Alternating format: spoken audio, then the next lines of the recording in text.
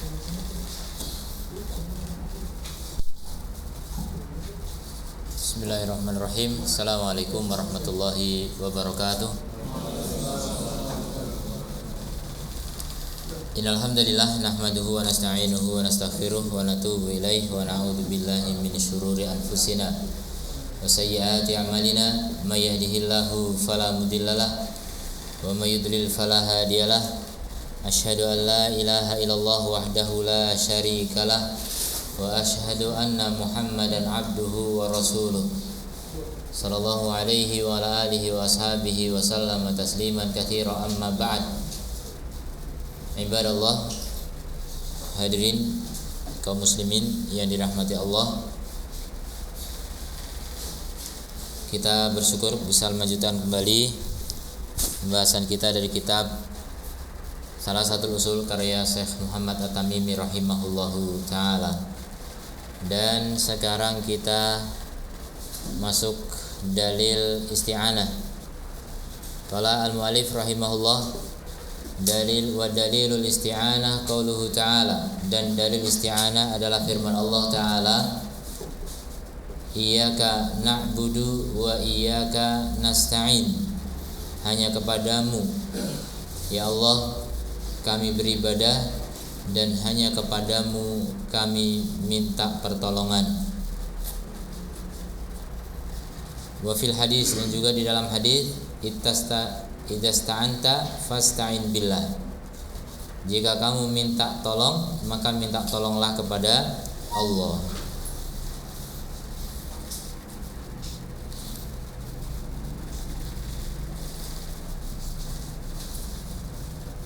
Isti'anah maknanya adalah tolabul aun, meminta pertolongan, meminta bantuan. Aun itu bantuan atau pertolongan ya.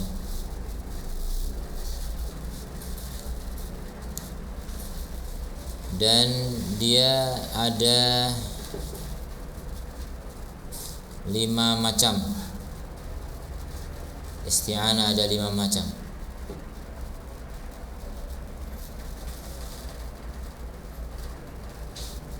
Yang pertama adalah isti'anah kepada Allah.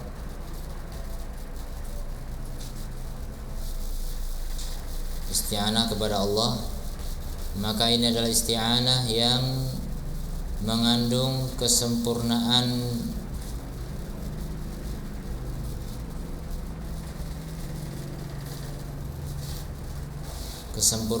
penghinaan diri, kesempurnaan penghinaan diri hamba kepada Rabb-Nya.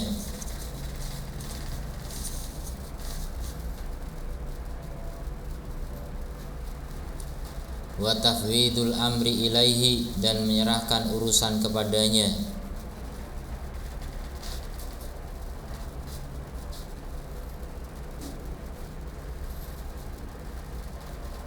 Maka ini isti'anah khusus hanya untuk Allah Azza wa Jalla. Barang siapa yang melakukan ini kepada selain Allah, dia terjatuh ke dalam syirik akbar. Dalilnya tadi, iyyaka na'budu wa iyyaka nasta'in. Di situ dikatakan hanya kepadamu kami minta tolong. Jadi didahulukannya objek daripada kata kerjanya itu memberikan faedah pembatasan. Asal katanya nasta'inuka, kami minta tolong kepadamu, kemudian ka-nya didahulukan, dan ka tidak bisa berdiri sendiri di depan, maka harus ditambahi iyyaka, itu sebagai sandaran bagi ka. Iyyaka nasta'in, hanya kepadamu kami minta tolong. Jadi itu pembatasan. Makanya artinya hanya kepada Allah kita minta tolong. Sesuatu yang dikhususkan untuk Allah berarti dia adalah ibadah. Jadi tidak mungkin sesuatu yang dikhususkan untuk Allah kemudian Allah tidak suka. Pasti Allah suka, Allah ridhoi. Dan apa yang Allah ridhoi adalah ibadah. Kemudian dalam hadis disebutkan idza sta'anta fasta'in billah. Kalau kamu minta tolonglah kepada Allah. Dan ini perintah dari Rasul untuk minta tolong kepada Allah. Menunjukkan bahwa minta tolong adalah ibadah karena diperintahkan oleh Rasulullah sallallahu alaihi wasallam.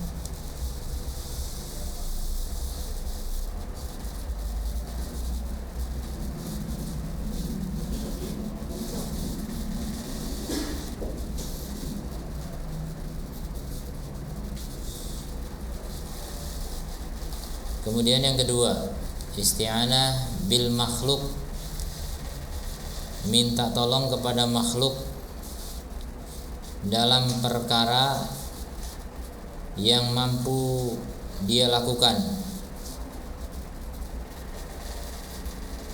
dalam perkara yang mampu dilakukan oleh makhluk.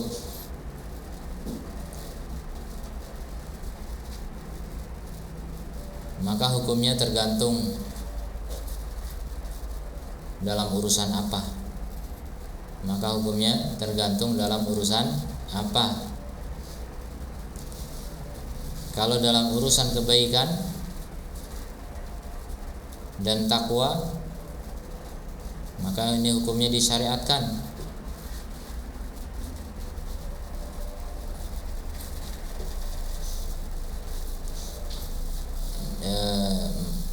Hukumnya boleh bagi yang minta tolong dan disyariatkan bagi yang menolong, gitu maksudnya. Disyariatkan bagi yang menolong. Karena Allah memerintahkan wa ta'awanu 'alal birri wat taqwa, saling tolong menolonglah kalian dalam kebaikan dan takwa. Berarti menolong orang yang minta tolong itu hukumnya disyariatkan. Karena diperintahkan wa ta'awanu, saling tolong menolonglah kalian. Berarti tolong menolong ini perintah Allah. Sesuatu yang Allah perintahkan pasti ibadah. Ini ibadah. Menolong orang itu ibadah dalam kebaikan, tapi alal birri wa taqwa. Birri itu kebaikan, takwa itu perlindungan dari keburukan. Birri itu melakukan kebaikan, takwa itu menghindari keburukan. Itu takwa.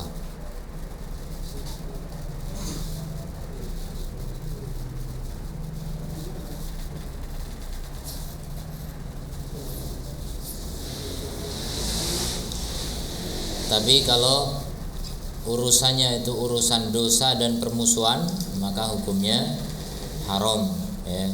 Haram bagi yang minta tolong dan haram bagi yang menolong. Karena Allah melarang wala ta'awanu 'alal itsmi wal 'udwan. Jangan saling tolong menolong dalam dosa dan permusuhan.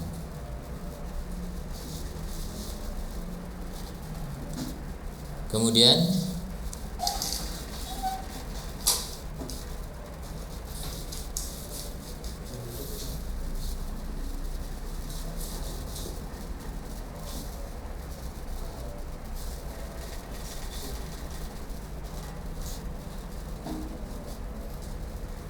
yang ketiga adalah minta tolong kepada makhluk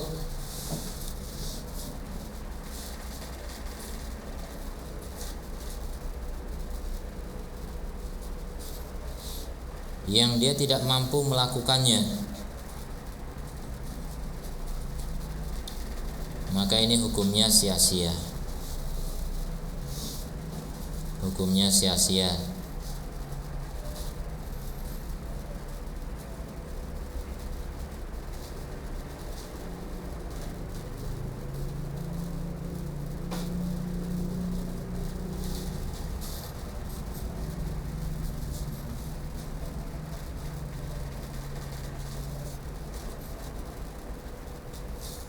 Kemudian yang keempat, minta tolong kepada mayit.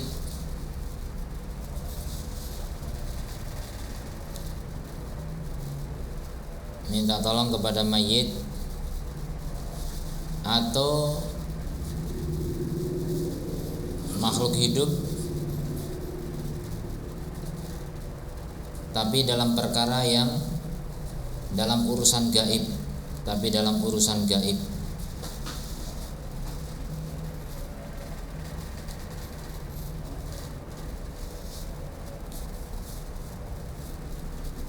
maka ini hukumnya syirik.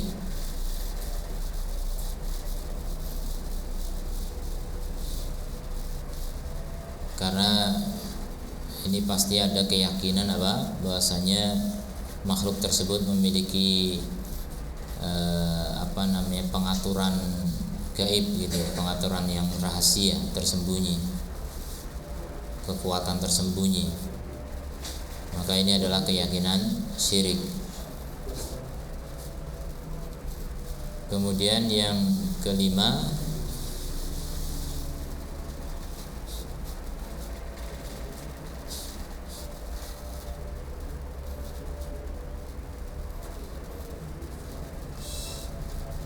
minta tolong dengan amalan atau keadaan yang dicintai oleh Allah. Minta tolong kepada amalan atau keadaan yang dicintai oleh Allah,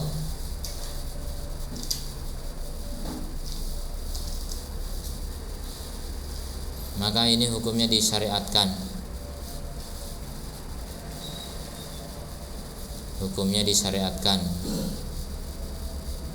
Dalilnya surat Al-Baqarah ayat 153. Wasta'inu bisabri wassalah. Minta tolonglah kalian dengan sabar dan sholat. Sabar itu keadaan, sholat itu amalan. Ya, sabar juga amalan juga.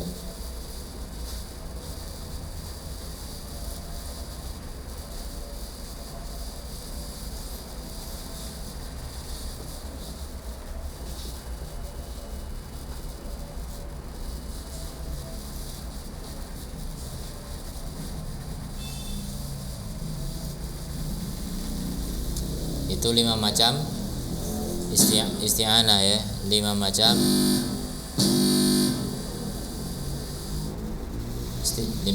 isti'anah.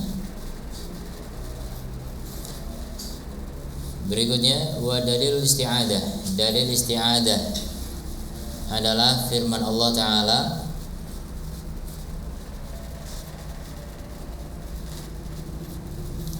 Qul a'udzu birabbil falaq.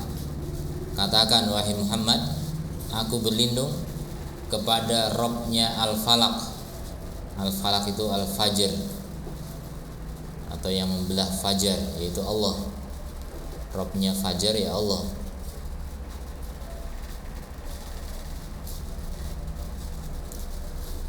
Dan juga Qul a'udzu birabbin nas.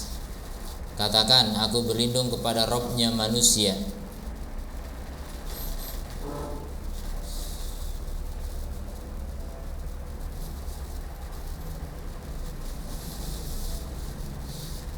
Isti'adah artinya tolabul i'adah, minta perlindungan.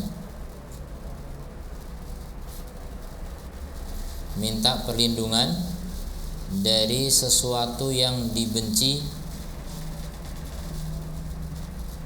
yang belum terjadi, sebelum terjadinya. Minta perlindungan dari sesuatu yang dibenci sebelum terjadinya, itu namanya isti'adah.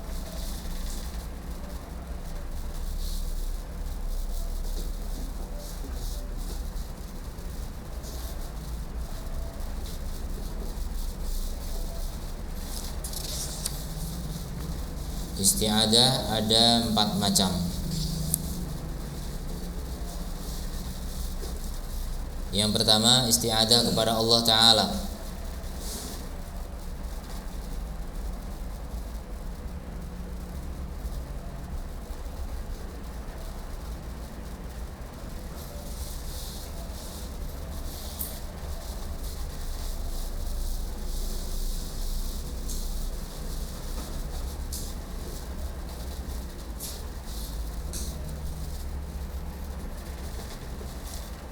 Isti'adah kepada Allah Ta'ala, maka ini adalah isti'adah yang mengandung kesempurnaan kebutuhan kepada Allah.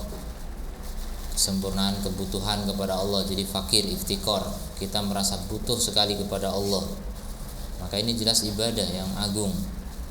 Hamba, hakikat penghambaan itu adalah merasa hina, merasa butuh, merasa fakir kepada Allah Subhanahu wa taala. Itulah hakikat ibadah ya. Orang tidak dikatakan ibadah kalau dia tidak merasa butuh kepada Allah. Hakikat ibadah ya begitu, perasaan butuh kepada Allah taala. Makanya, dan ini bagian dari doa ya. Isti'anah, isti'adah, istighatsah itu bagian dari doa. Makanya doa itulah hakikat ibadah. Doa itu apa? Hakikat ibadah. Orang dikatakan beribadah itu memang berdoa. Kalau orang nggak mau berdoa, jarang berdoa, itu ibadahnya lemah ya. Rendah ibadahnya, sedikit, kecil. Maka siapa yang paling banyak berdoa pada Allah, paling merasa butuh kepada Allah, itulah hakikat hamba yang paling kuat penghambaannya, paling tinggi kedudukannya di sisi Allah Subhanahu wa taala.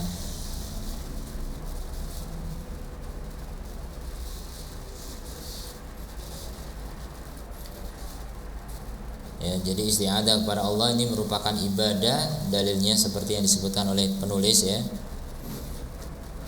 Nabi SAW diperintahkan untuk berlindung kepada Allah. Ini perintah Allah, kul, katakan aku berlindung. Nah, itu diperintahkan oleh Allah untuk berlindung kepada Allah. Menunjukkan apa? Berlindung kepada Allah merupakan ibadah.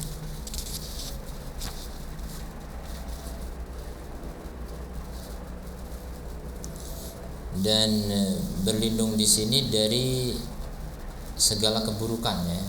Seperti dalam Al-Falaq, qul a'udzu birabbil falaq.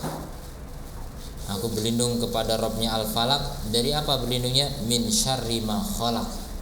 Dari keburukan makhluk semuanya. Apa yang Allah ciptakan itu makhluk.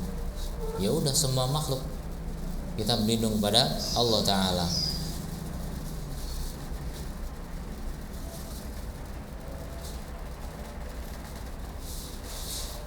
Bahkan bisa juga berlindung dari Allah Ta'ala, berlindung kepada Allah dari Allah. Seperti dalam hadis Nabi, Allah a'udzubika minka. Ya Allah, aku berlindung kepadamu darimu. Maksudnya apa? Dari siksa Allah, dari murka Allah, dari adab Allah. Jadi kita berlindung kepada siapa? Kalau dari siksa Allah, ya kepada Allah. Gak ada yang bisa melindungi ya. Tidak ada yang bisa melindungi kita dari Allah kecuali Allah sendiri. Nah, itulah puncak kebutuhan kita kepada Allah Subhanahu wa taala. Tidak ada yang berdaya untuk menghadapi siksaan Allah, murka Allah kecuali Allah sendiri.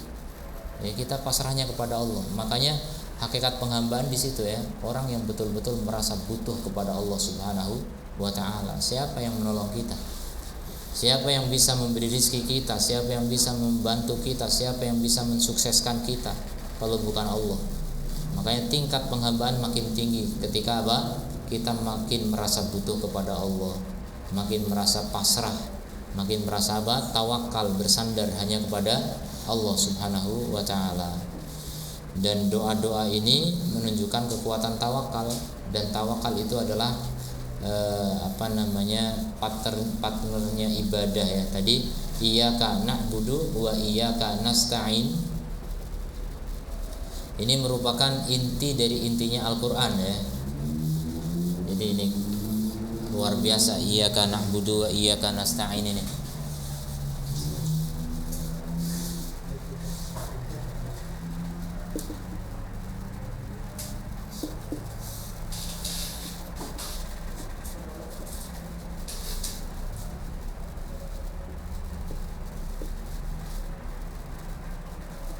Jadi ini dua inti tugas manusia. Hakikat kehidupan kita itu di sini. Orang yang paling hebat hidupnya adalah orang yang paling merealisasikan ini. Kita hidup itu akan sukses ketika kita memiliki dua perkara ini, yaitu apa? Ibadah dan isti'anah. Ibadah ini dengan kata lain inabah, dan isti'anah itu dengan kata lain tawakal. Jadi tugas kita di dunia cuma ini, inabah dan tawakal. Inabah artinya kembali kepada Allah dengan melaksanakan ketaatan kepada Allah. kembali kepada Allah, menghadap pada Allah dengan badan dan hati kita, dan melakukan apapun yang Allah ridhoi. Itulah inabah. Dan kita tidak sanggup untuk melakukan itu kecuali dengan bantuan dari Allah, tawakal. Jadi tawakal paling tinggi adalah minta tolong kepada Allah agar bisa ibadah, agar bisa inabah. Banyak orang berdoa, tapi kebanyakan berdoa minta apa? Untuk kepentingan kita sendiri, untuk kepentingan duniawi. Nah itu ya boleh-boleh saja, tapi itu kelemahan iman ya. Tidak paham bahwasanya perkara yang paling tinggi yang harus kita raih adalah ibadah. Hamba akan semakin tinggi kedudukannya ketika dia menjadi hamba betulan. Hamba itu kan abdun. Abdun itu hamba. Abdun itu dari kata abada, ya budu ibadah ya. Abada ya budu ibadatan. Jadi hamba itu disebut hamba kalau dia tuh beribadah. Makanya kita ini akan tetap hina kalau kita tidak beribadah, dan masih hina kalau ibadahnya masih sedikit. Sampai kita maksimal dalam ibadah kepada Allah Ta'ala, dan kita nggak sanggup itu tanpa pertolongan dari Allah. Kita nggak sanggup memiliki ilmu yang banyak seperti para ulama kalau tidak dibantu oleh Allah. Makanya jangan lupa untuk minta tolong terus kepada Allah. Itulah kesuksesan tertinggi ya. Orang yang mau sukses itu harus inabah, tawakal. Harus ada inabah, ada tawakal.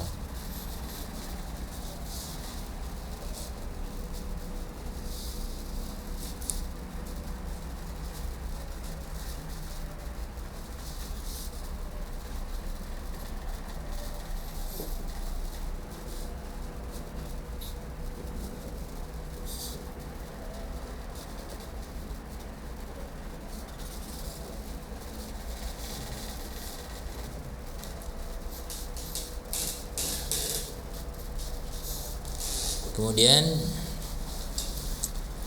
di ayat yang kedua dari isti'adah, yaitu surat An-Nas ya. Aku berlindung kepada Robnya manusia, Malikin Nas, rajanya manusia, Ilahin Nas, sesembahannya manusia. Dari apa? Min syarril waswasil khannas, dari keburukan waswasnya al-khannas. Al-khannas itu yang suka bersembunyi. Jadi setan disebut al-khannas karena suka sembunyi. Kenapa sembunyi? Takut dengan zikir. Siapa yang berzikir, setan akan sembunyi. Makanya kalau dengar adzan, setan lari sambil mengeluarkan kentut untuk menutupi suara adzan. Itu disebutkan dalam hadis. Ketika selesai adzan datang lagi, ketika iqamah pergi lagi, selesai iqamah datang lagi, ganggu orang sholat. Jadi dengan suara-suara zikir, setan itu takut.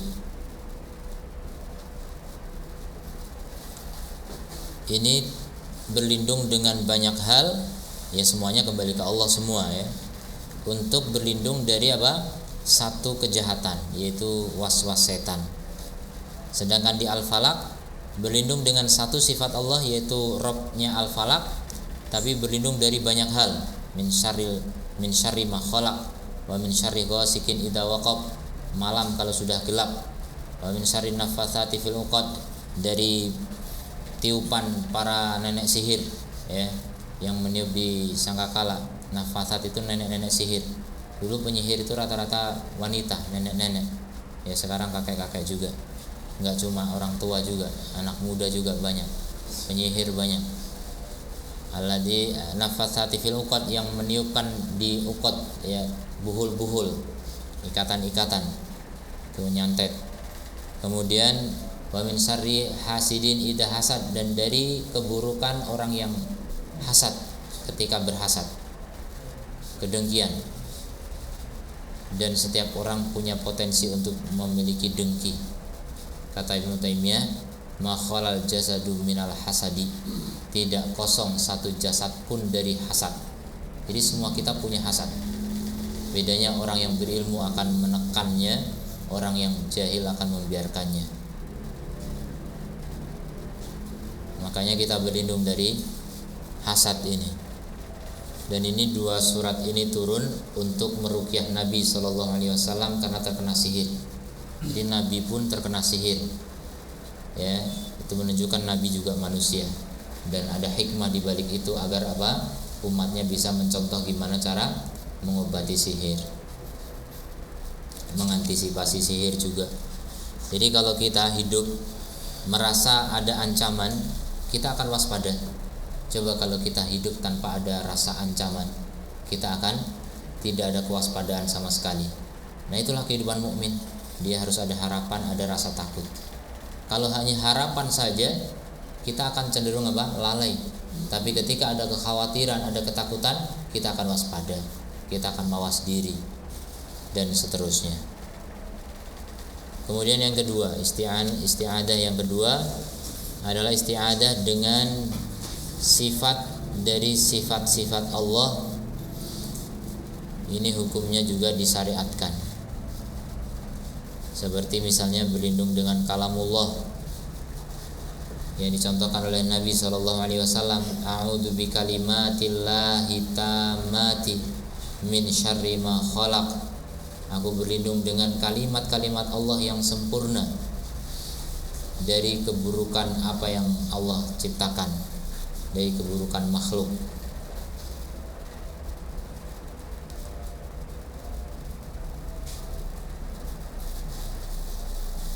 Maka dibolehkan berlindung dengan sifat Allah Ta'ala.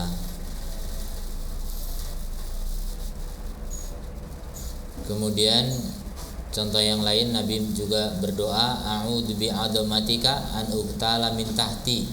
Aku berlindung dengan keagunganmu dari tersambar dari bawah. Ya, bahaya-bahaya menyambar dari bawah, seperti ranjau misalnya, atau ular.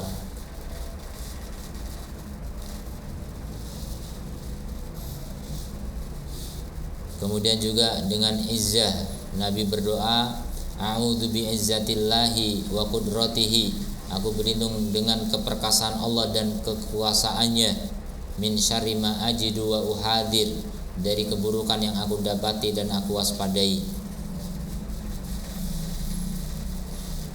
Itu doa ketika sakit, meruqyah ini.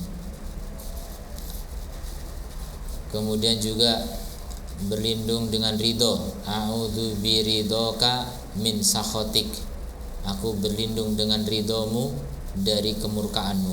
Nah, ini mirip dengan yang tadi, a'udzu bika minka. Aku berlindung kepadamu darimu. Dijabarkan dengan ini, aku berlindung dengan ridhomu dari kemurkaanmu.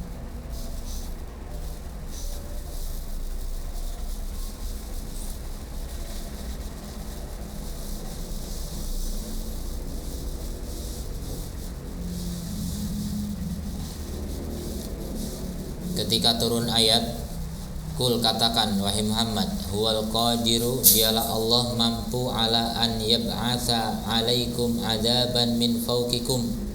Allah itu mampu untuk mengirim kepada kalian adab dari atas kalian, seperti petir misalnya, hujan dari atas, hujan batu dulu terjadi. Bisa Allah mengirimkan adab dari atas. Maka ketika turun ayat itu, Rasul berdoa, a'udzu biwajhika, aku berlindung dengan wajahmu. Itu contoh ya, itu semuanya adalah sifat-sifat Allah. Boleh hukumnya berlindung dengan sifat Allah. Kemudian yang ketiga, isti'adah dengan mayit atau orang hidup tapi tidak hadir.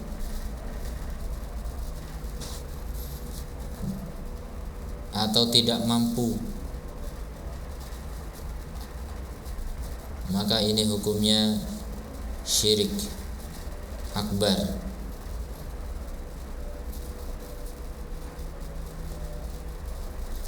Contohnya dalam surat Al-Jin ayat 6, wa annahu kana rijalun minal insi ya'udzuuna birijalin minal jinni fazaduhum rahaqa. Dan dulu ada beberapa laki-laki dari manusia berlindung kepada laki-laki dari jin. Jadi berlindung kepada jin ini syirik hukumnya, tidak boleh. Dan ini sering dilakukan oleh kaum muslimin. Ketika melewati tempat angker, dia bilang apa? Permisi mbah, numpang lewat. minimal bunyikan klakson. Itu berlindung kepada setan. Atau mbah itu mayit mungkin. Pokoknya entah mayit entah setan. Itu syirik akbar. Begitu doang bisa syirik. Makanya syirik itu gampang sekali terjadi. Gampang sekali terjadi. Fazaduhum rohaqo, maka mereka menambahi mereka rohaqo. Ini rohaqo maknanya tergantung fiil dan maf'ulnya, fa'il dan maf'ulnya. Kalau zaduhum, zadu fa'ilnya jin, kemudian humnya ini objeknya manusia, maka artinya jin menambahi rasa takut kepada manusia. Rohaqo itu takut. Maka jin menambahi mereka rasa takut. Kalau zadu wawu jamaahnya pelakunya adalah manusia, humnya adalah jin, berarti manusia itu menambahi jin kesombongan, ya, makin sombong jinnya. Jadi orang yang berlindung kepada jin bukannya makin berani, justru makin takut. Dia makin ketergantungan kepada jin, ya. Naudzubillah min dzalik. Makanya orang paling penakut itu dukun sebenarnya. Ketika sesajinya kurang, jin yang ngamuk, itu ketakutan. Dan tidak sedikit keluarga dukun jadi tumbal, ya. Entah istrinya nggak bisa punya anak, entah kalau lahiran anaknya mati terus, entah kalau hamil perutnya meledak, dan itu terjadi, ya. Istri dukun kan menolong banyak orang, tapi istrinya yang menjadi korban, tumbal. Ya, apa gunanya nolong orang, tapi istrinya yang menjadi tumbalnya? Dan itu terjadi pasti. Jin nolong orang itu ada tumbal, ya. Jin nolong orang itu pasti minta bayaran, ya. Nggak ada yang cuma-cuma, nggak ada yang gratis. Kalau gratis itu di awal tuh cuma promo, ya. Promo. Makanya saya bin Bas mengatakan kalau ada setan nawari bantuan, jangan diterima. Itu sedang promo. Nanti kalau sudah ketergantungan akhirnya disuruh bayar, nggak kuat bayar, ya. Kalau nggak mau bayar akhirnya ditagih itu tumbal, ya. Naudzubillah min dzalik. Makanya kehidupan dukun tuh nggak pernah enak, nggak pernah bagus, nggak pernah lurus. Coba lihat dukun-dukun itu, mau pakai baju putih aja nggak berani. Iya, sebagian dukun yang syaratnya begitu, harus pakai hitam karena setan itu suka yang hitam-hitam. Ya, awas yang hitam-hitam. Saya berani ngomong gitu mumpung putih. Ini ada hitam juga. Ya, salam, silakan.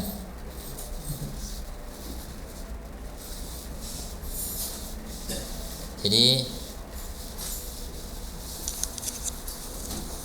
kehidupan yang paling tenang ketika kita itu pasrahnya ke Allah, minta tolongnya ke Allah. Jadi tenang hidup itu. Kalau udah pasrah ke makhluk, ya sudah, Allah serahkan kita ke makhluk. Dan makhluk itu pengkhianat. Setan juga pengkhianat, penipu, ya. Kesannya seperti membela, menolong, tapi penipuan banyak terjadi. Wong yang nyata-nyata hidup bareng gitu, sama-sama manusia aja bisa nipu, apalagi gak kelihatan. Coba kalau jin mau khianat lari, kita nggak bisa ngejar, gimana? Jadi dan itu terjadi, memang jin itu penipu sekali, penipu ulung, ya. Makanya hati-hati, jangan interaksi dengan jin, hati-hati saja. Kalau mereka membantu tanpa kita minta, ya terserah urusan mereka. Kadang-kadang kaum muslimin ketika jihad dibantu juga oleh jin muslim, ya silakan, tidak masalah, ya. Atau malaikat juga, nggak tahu. Seperti kawan-kawan yang ikut jihad di Ambon itu banyak yang cerita begitu. Lihat pasukan-pasukan yang entah dari mana tiba-tiba ada bersorban, baju putih, sorban putih gitu. Entah malaikat entah jin juga, kita nggak tahu. Memang ada gitu, nyata itu. Bahkan tiba-tiba pasukan itu berada di pohon-pohon gitu, ada pohon kelapa, pohon ini. Kapan naiknya tiba-tiba sampai sana gitu. Heran kamu. Bahkan itu di orang Maluku, di Pulau Tidore apa kalau nggak salah. Itu di situ nggak ada kuda sama sekali. Tiba-tiba pas perang banyak kuda. Dari mana coba? Itu pulau nggak ada kuda. Masa dibawain kuda gitu?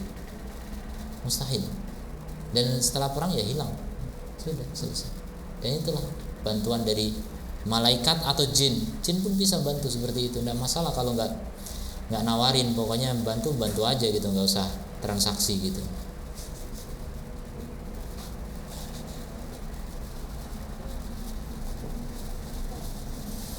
Kemudian yang ketiga, empat ya. Yang keempat, isti'adah bima yumkinu al-aud bihi minal makhlukin, dengan apa yang memungkinkan untuk berlindung dengannya dari makhluk, seperti manusia atau tempat atau yang lain. Mampu maksudnya ya, dengan yang memungkinkan makhluk untuk melakukan itu, maka ini hukumnya boleh. Seperti perkataan Nabi SAW tentang ketika menyebutkan fitnah akhir zaman,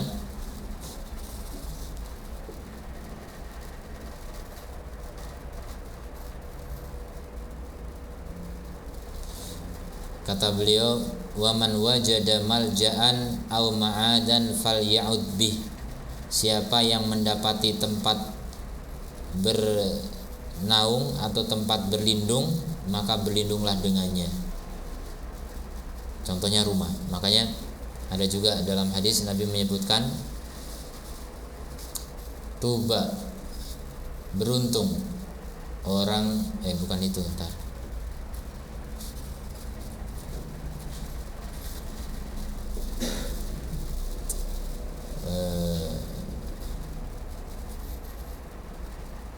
Intinya Nabi mengatakan ada 3 hal yang menyelamatkan ya. Yang pertama adalah lisan yang berzikir, kemudian wal yasa'ka baituka, hendaknya rumahmu longgar bagimu, wabki ala khati'atika, dan tangisilah kesalahanmu. Jadi di situ syahidnya adalah wal yasa'ka baituk. Itu maksudnya diantara maknanya adalah hendaknya rumahmu itu lapang bagimu, sehingga jangan kamu keluar rumah ketika terjadi fitnah, huru-hara. Ketika terjadi kekacauan, peperangan antar kaum muslimin, jangan keluar rumah. Ini semakna dengan hadis ini ya. Faman wajada malja'an au ma'adan falya'ud bi, siapa punya tempat bernaung, berlindung, maka berlindunglah dengannya. Ya, syahidnya intinya bisa berlindung dengan apa? Dengan rumah, dengan tempat. Nah, itu berlindung yang dibolehkan. Ya, seperti berlindung dengan payung ketika panas, ketika hujan, itu berlindung ya, tidak masalah. Itu hal yang dibolehkan.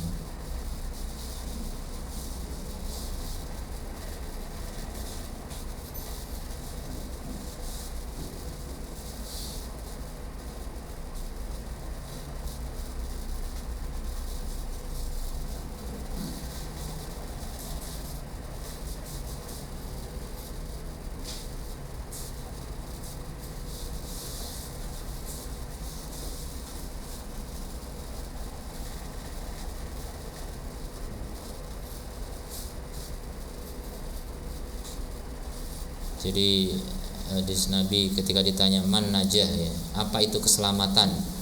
Apa itu keselamatan? Kata Rasul, imsik alaika lisanak, tahan lidahmu, wal yasa'ka baituk, dan rumahmu longgar bagimu, wal wabki ala khati'atik, itulah keselamatan, tangisi kesalahanmu. Jadi lisan ditahan, kamu akan selamat. Kemudian rumah itu tempat bernaung ketika terjadi fitnah, jangan keluar rumah, kamu selamat. Kemudian apa? Tangisi kesalahanmu, dosa-dosamu ditangisi, kamu selamat di akhirat. Jadi kalau kita berhasil mati dalam keadaan sudah menangisi dosa-dosa, berarti sudah bertobat ya. Dan kalau tobat diterima oleh Allah, berarti kita mati tidak membawa dosa. Dan kalau nggak bawa dosa ya selamat ya, tidak ada siksa lagi di neraka, tidak ada siksa di akhirat.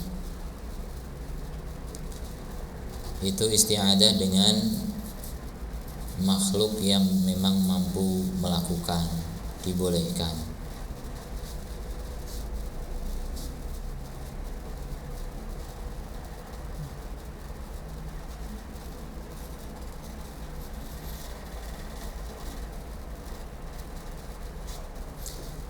Berikutnya wa dalil istighatsah.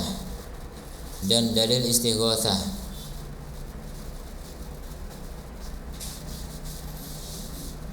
adalah firman Allah Ta'ala, ittastaghitsuna rabbakum fastajaba lakum. Ingatlah ketika kalian istighatsah kepada Rabb kalian, maka Dia mengabulkan untuk kalian. Jadi Allah mengabulkan istighatsah. Ini menunjukkan bahwa istighatsah adalah ibadah.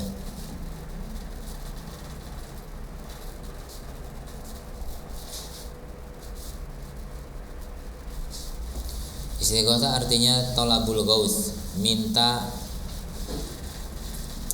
pertolongan juga, artinya pertolongan tapi dari kesulitan yang telah melanda, minta pertolongan dari kesulitan yang telah menimpa, melanda.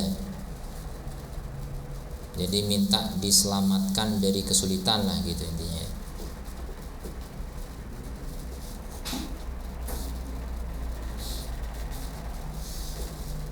Jadi ketika sudah terjadi bencana, terjadi paceklik misalnya, istighatsah. Di antara bentuk istighatsah itu istisqa, minta hujan, istighatsah juga.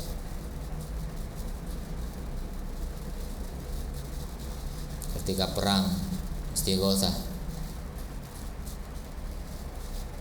Dan biasanya juga istighatsah untuk perkara-perkara besar, ya, minta tolong untuk perkara-perkara besar, fitnah kaum muslimin.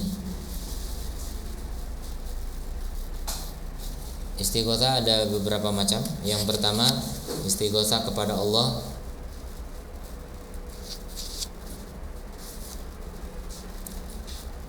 dan ini adalah seutama-utama amalan karena dia merupakan kebiasaan para rasul dan pengikut mereka. Karena dia merupakan kebiasaan para rasul dan pengikut mereka. Seperti dalam ayat tadi, ittastaghitsuna rabbakum fastajaba lakum anni mumiddukum bi alfin minal malaikati murdifin. Tuh lihat, ketika perang Badar ini.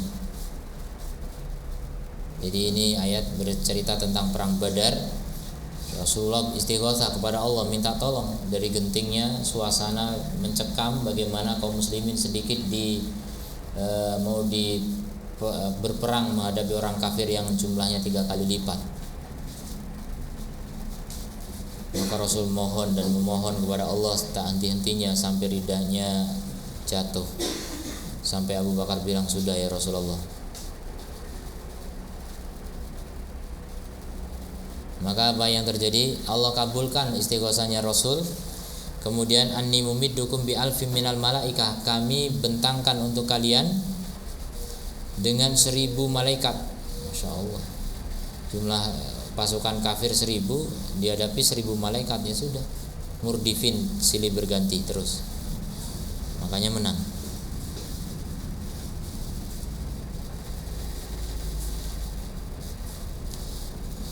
Isi doanya Nabi SAW ketika itu apa?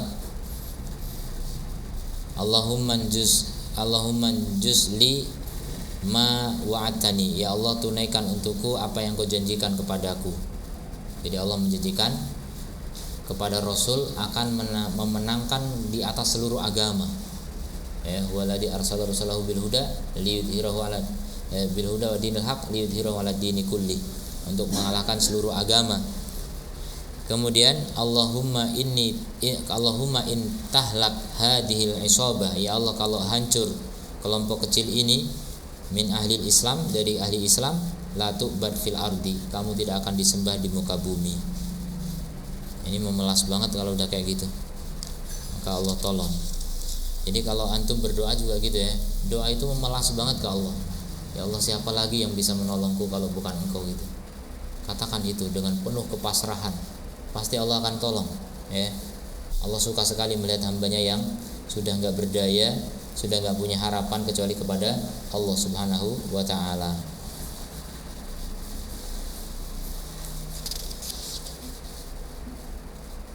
Jadi sudah putus harapan dari semuanya, enggak ada harapan lagi kepada makhluk, sehingga maksimal harapannya kepada Allah, pasti doa dikabulkan.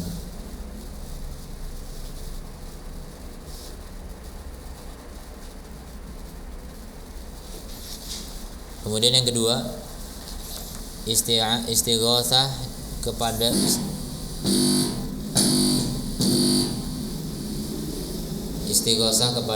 mayit atau makhluk yang tidak hadir dan tidak mampu, maka hukumnya syirik akbar.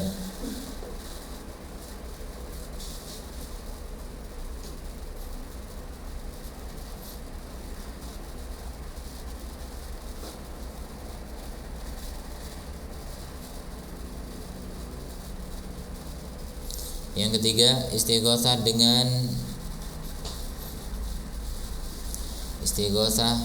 atau kepada